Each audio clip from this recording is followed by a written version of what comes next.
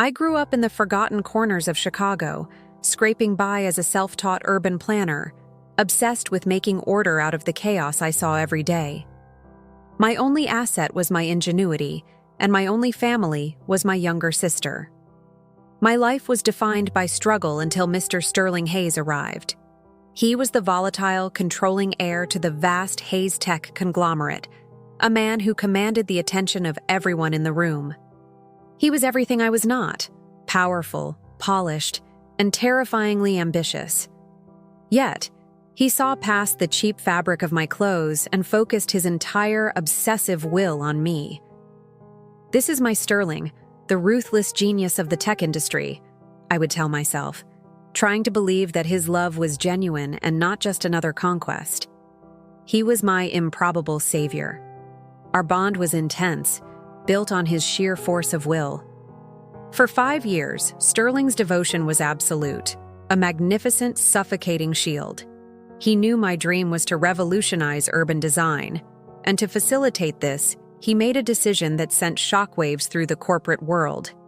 He temporarily abandoned his CEO duties, enrolling in an architectural history program with me in London. I protested vehemently, knowing the risk. "Sterling, you can't. The market will punish the company, and the board will rebel." But he silenced me with a look of intense, possessive finality. "It doesn't matter, Evelyn. I would throw away every penny for you. Losing $250 million is a necessary cost." He backed this with a breathtaking public campaign, buying out billboards across 3 continents for 600 consecutive days, publicly demanding my hand in marriage. The Hayes family viewed me as a disastrous choice, an unacceptable commoner. Sterling faced them with his usual ferocity. "Sterling, you are confined to the estate again. Mr. Hayes, your grandfather is furious over the latest stock dip," the household staff would repeat, fueling my constant fear. I tried to release him. "Tell them it's over. I don't need your name. Just let me stay by your side in peace." But he saw it as a personal challenge. After a brutal, extended battle, he won. "Evelyn, the Hayes family consented. We are getting married," he roared, his voice hoarse with triumph. "I promised you a life free of struggle. It's yours now." I finally allowed myself to believe in our future. The fissure appeared just 1 year ago with the arrival of Sierra Vance, a high-powered corporate lawyer who handled some of Hayes Tech's most sensitive accounts. Sierra became Sterling's new obsession, a professional equal who mirrored his cold ambition. The tension in our home was unbearable. "Darling, you're making a scene. You know how I deal with insubordination," he'd warn, the affectionate tone replaced by menace. I tried to manage the situation. "Sterling, just tell me what was discussed at the merger meeting with Sierra." Sierra, predictably, had staged a dramatic exit, cutting off all communication to make Sterling desperate, and his paranoia centered on me. "Sterling, I swear I didn't interfere with Sierra." His trust had evaporated. "You're getting tiresome, Evelyn." My younger sister, Chloe, was my only blood relative. She suffered from severe post-traumatic stress disorder, PTSD, after a childhood accident 6 years ago, requiring constant, specialized medical monitoring and emotional support. Sterling had secured her care, and now, Chloe was his most potent weapon. "Don't touch Chloe, she's all I have left. Please, you have to believe me, I haven't spoken to Sierra." His response was chilling. "Sierra's professional well-being is my paramount concern." He gave me a time limit, a threat against my sister's fragile sanity. "Darling, 30 seconds remaining. You know Chloe's condition destabilizes without her monitoring equipment for more than 2 minutes."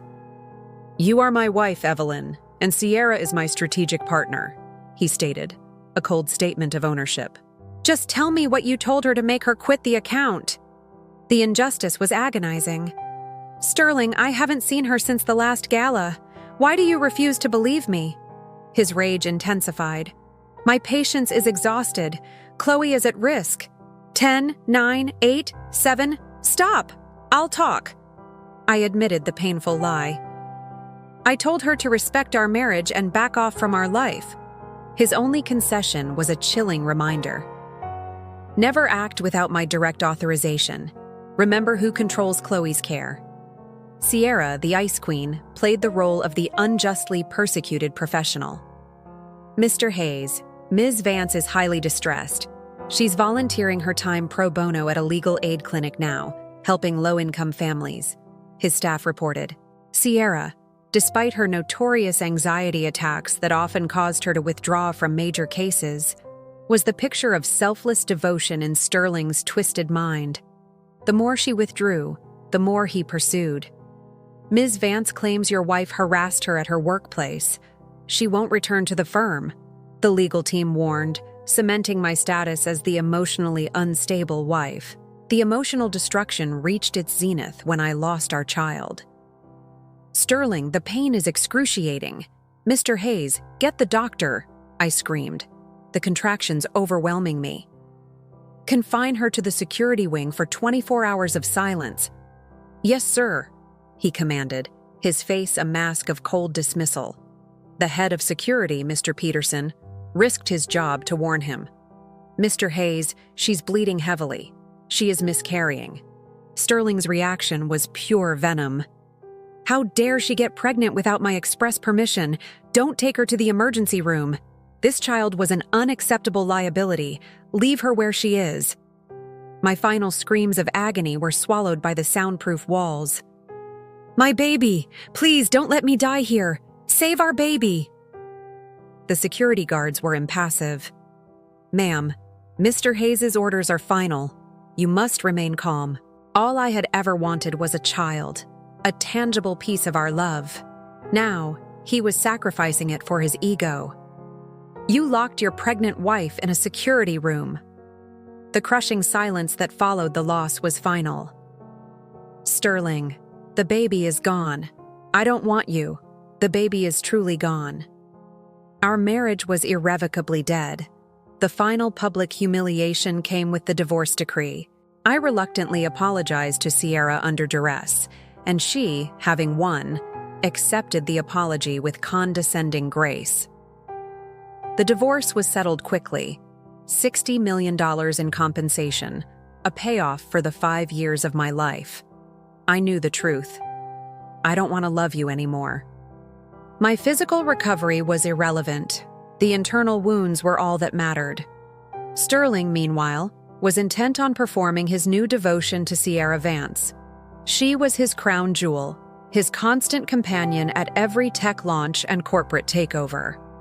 Allow me to present Sierra Vance, the brilliant mind who shares my vision, he'd announce, his words a direct dismissal of my intelligence.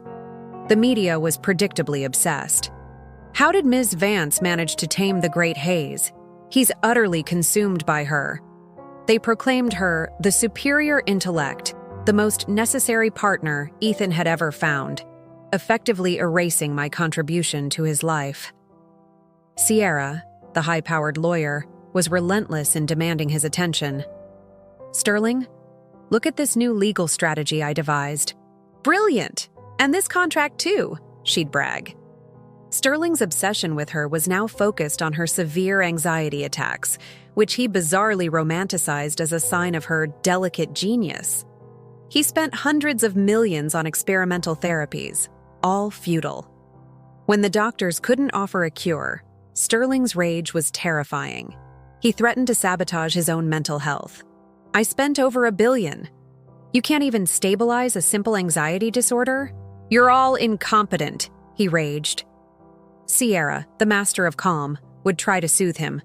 Sterling, please, it's my burden. You've done everything. If they can't fix your anxiety, I'll force myself to endure the same panic attack so we can suffer together, he vowed, his possessiveness now utterly destructive. I understood then that his love was just a search for a subservient, yet accomplished reflection. 6 years ago, when my sister Chloe suffered her trauma, Sterling had ensured her top-tier care, securing a dedicated psychiatric team. But unlike Sierra, Chloe remained fragile, tethered to her support system. I was determined to free both of us. Chloe, I'm leaving soon. I can't take you with me. but I'll make sure you are safe, far from his control. I had to accept that Sterling was a monster, not my salvation. Just a few more steps, Chloe. Then we will both disappear completely. My plan for complete annihilation of my past was already in motion. I had secured a new identity and planned to vanish in less than 3 days. I auctioned off every single gift, every rare tech artifact, and every architectural model he had given me. Transfer the deed for the Seattle penthouse back to the Hayes Corporation immediately. I was clinical. Everything here came from Sterling, and it all goes back. It's time to wipe the slate clean. The private office where he proposed, overlooking the city grid, felt utterly meaningless now.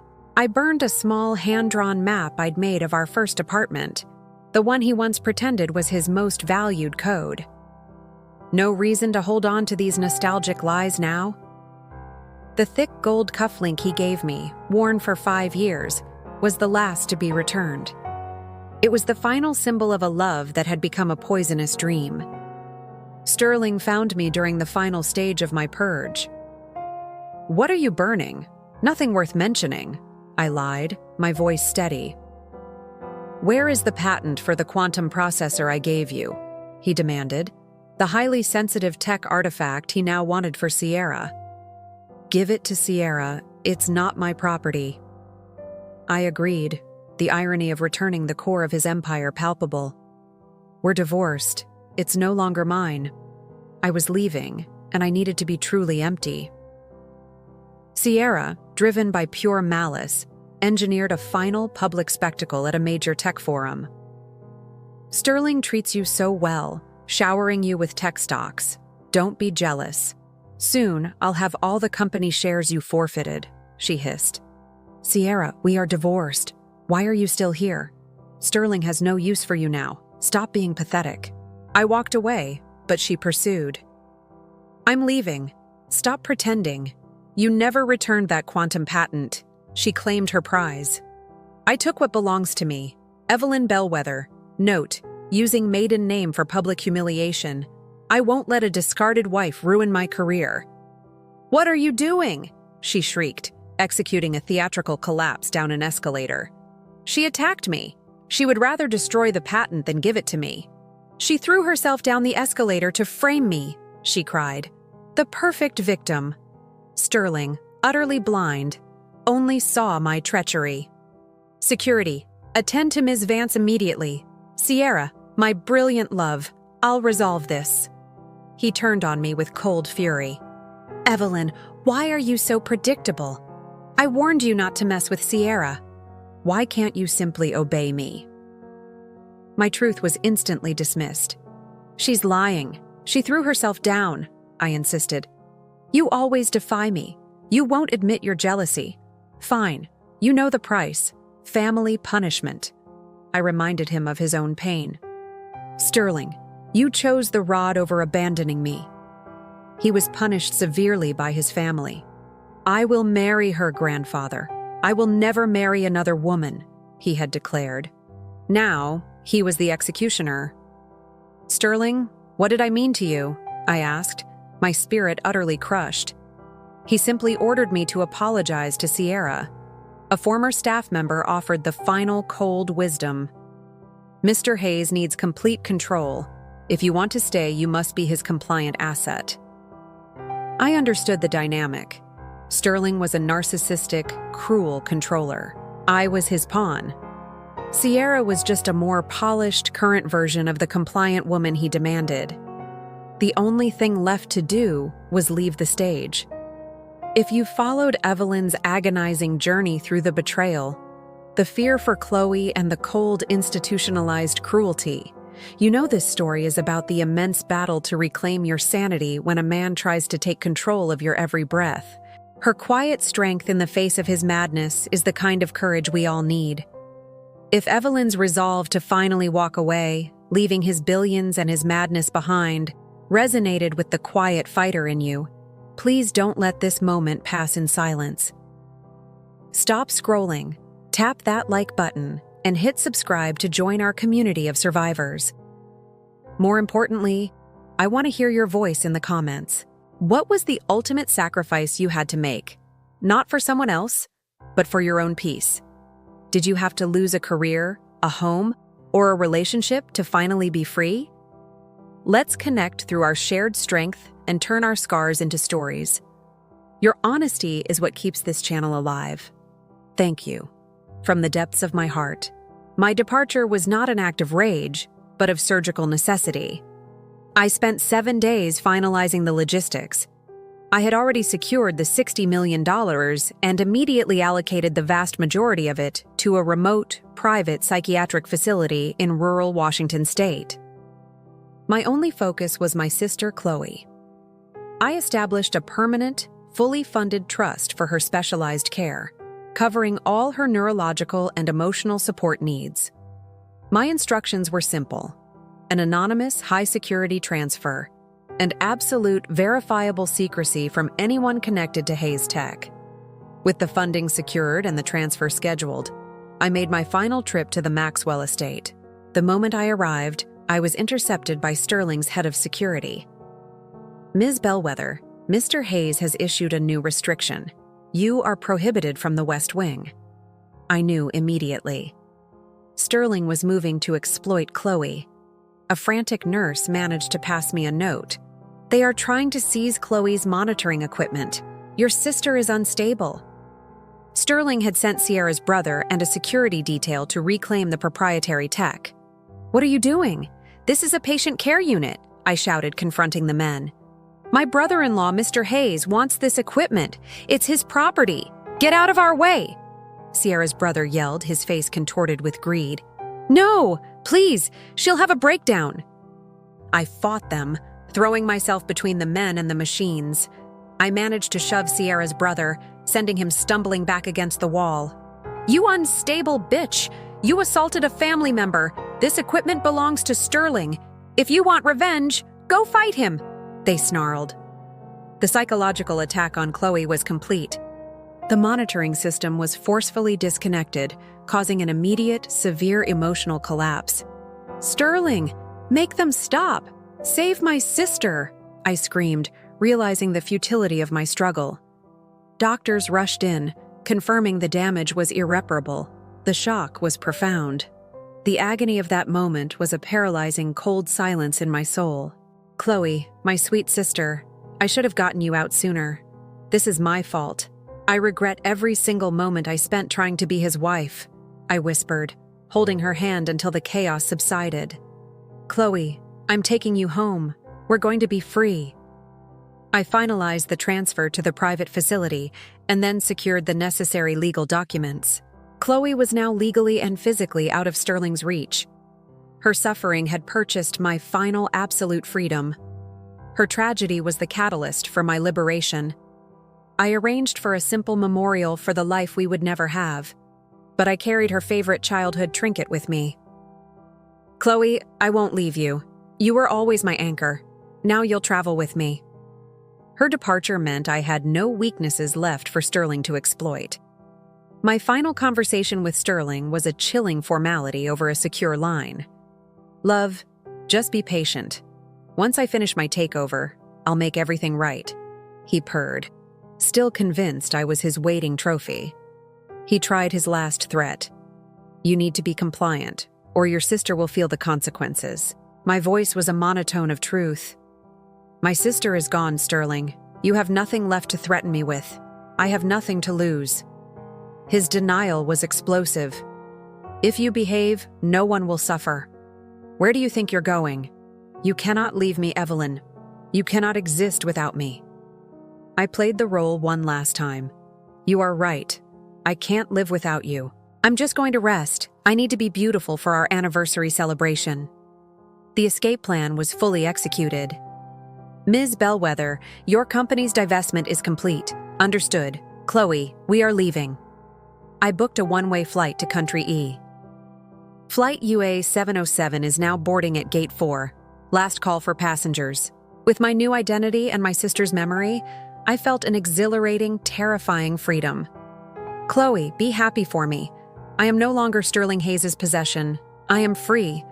Sterling Hayes, may we never cross paths again." Sterling, meanwhile, was preparing a narcissistic grand gesture for our 6th anniversary, convinced he could purchase my forgiveness.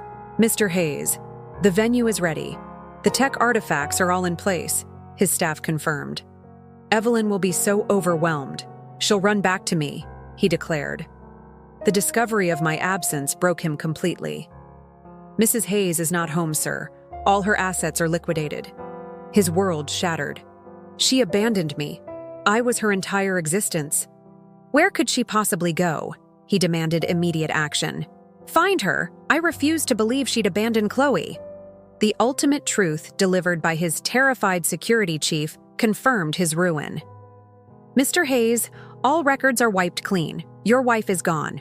And sir, your sister-in-law. She was transferred to a private facility, completely off the grid.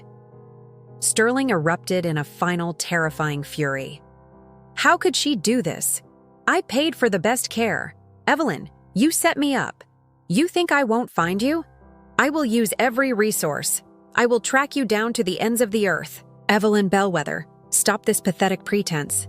If you won't come back, then stay gone forever. His desperate roar was the last sound of the prison I had escaped. Sterling's grief was a volatile storm that threatened to consume his entire empire. Sierra Vance, still attempting to solidify her position, approached the shattered CEO. Sterling, what is this madness? I'm here now. Why the tantrum about Evelyn? She challenged, thinking she held the power. His eyes were dead. You are nothing more than a temporary algorithm, Sierra. My approval gave you status. Without it, you are irrelevant. You dare compare yourself to my wife? Faced with his sudden cruelty, Sierra threatened to walk away, but he pinned her with his stare. You are my asset in this game, Sierra. You do not dictate the rules. His search for me began with a terrifying absolute retaliation. Mr. Hayes, the investigation is finalized. Mrs. Hayes liquidated all assets and completely disappeared off-grid. She wants to be gone, his head of security reported. Sterling's first act was vengeance. Arrest Sierra Vance's entire family. Evelyn, I will avenge you. He tracked down the lawyer who handled Chloe's trust. Where is the lawyer who handled the trust? Tell me. Evelyn left a huge fund for Chloe's care. Name your price. Sterling's cruelty against Sierra was immediate and public. He had her entire family arrested and subjected her to the same psychological warfare he had used on me. He forced her into public humiliations, demanding she apologize to my ghost. You caused Evelyn's breakdown. Now pay the price. He then financially ruined her father and commanded his staff to force Sierra to endure daily psychological stress until I returned or she broke. Listen closely. This is only the beginning. I must pay the debt of pain I owe Evelyn. Meanwhile, I was living my new quiet life in Country E, a small European tech hub, completely anonymous. I had adopted the identity Clara Solis. Note, reused name for consistency, but context is different. Sterling knows my old routines. This obscurity is my only security. The past is finally starting to fade, I reflected, finding a quiet, restorative peace in my anonymity. I kept only a single, heavily encrypted data chip he had once given me, containing the blueprints of his first startup. My first meaningful connection was with Dr. Marcus Klein, a kind, steady robotics engineer. Hello, I'm Dr. Klein, your neighbor. Your urban planning simulations are truly revolutionary. They show real foresight. I was cautious. I'm new here, Dr. Klein. I prefer a low profile. Sterling's obsession, however, knew no bounds. He was eventually released from custody after his estranged uncle, who had always opposed Sterling's cruelty, intervened. Sterling immediately eliminated his enemies. You will spend the rest of your life watching the market collapse. Evelyn, I am coming for you. I know you still love me. I will bring you home. His corporate revenge was swift and absolute, recovering all the company's financial losses in 4 days and proving his terrifying power was fully intact. Sterling finally located me through the government official who changed my identity. Her new identity is Clara Solis. Find her. He arrived in Country E, tracking me to my small, quiet apartment. He found me running urban planning simulations. Sweetheart, I'm here to take you home. Clara, you are my ex-wife. I introduced him to Dr. Klein. Sterling, we are finished. Please, leave. He was desperate, seeing the genuine, peaceful connection between Dr. Klein and me. I can explain everything. Sierra was just an algorithm. We can try for a family now. I only love you. I stared at him, my heart cold and final. I don't love you anymore. You can control the world, but my heart is no longer yours. He saw the absolute terrifying truth of my rejection. He left. The man who once commanded my total devotion, now defeated by my simple absence. I continued to build my life, piece by piece, refusing to let the shadow of Sterling Hayes darken my new beginning. Dr. Marcus Klein became my professional and emotional anchor. Clara, this new project is perfect for your sustainable city models. You should present this research internationally, he encouraged, his support purely selfless. His kindness was everything Sterling's obsessive control was not. Ethan, however, refused to surrender. He bought the penthouse next door, sending daily gifts and rare tech documentation, desperately trying to recreate the magic of our first few months. Little planner, I brought you a vintage IBM 360 manual. We are neighbors now. I'll bring you tech history every day. I remained completely unmoved. Sterling, stop wasting your time. Your gifts mean nothing. I stopped loving you a long time ago. On what would have been our 6th anniversary, I ended the charade forever. Sterling, you can come in. This is the last time. I gave him my 3 impossible demands. I wish my sister were whole again. I wish my child were safe. I wish for all the cruelty to be undone. We are done. My only wish is that you vanish from my life forever. He was devastated, clinging to the only token he saw as proof of my continued devotion. You're lying. You still have that old data chip I gave you. That means you still care. I placed the chip in a secure shredder. It means nothing. It's obsolete, and I'm deleting the past. A few days later, his assistant, Mr. Peterson, found me. Ms. Solis, Mr. Hayes suffered a catastrophic, near-fatal accident. He's in a coma, calling your name. For the 5 years you shared, please, go see him. My resolve was unbreakable. I am not Mrs. Hayes. I will not give him false hope. His fate is his own. Sterling, upon briefly waking, received the final damning intelligence. His uncle and Sierra had orchestrated the latest accident and financial scheme to seize control. Sterling, in his final conscious act, signed his will, transferring all his assets to me. Peterson, all my wealth goes to Evelyn Bellwether now. He then discharged himself from the hospital, beginning a solitary, desperate journey to retrace our past, searching for the innocence he had destroyed. He was found lifeless at the base of a cliff overlooking the North Sea while retrieving a weathered map of the first city we planned together. Mr. Peterson delivered the final news in a small, worn, encrypted data chip. Mr. Hayes passed away. He left everything to you. He wished for you to create a foundation for ethical technology and urban planning in your name. My final words were whispered to the empty air, the words of a survivor. I will honor the Foundation's purpose. Rest in peace. May we never cross paths again. My peace was complete, secured by the painful final price of the man who had bought me, tormented me, and ultimately died trying to free me.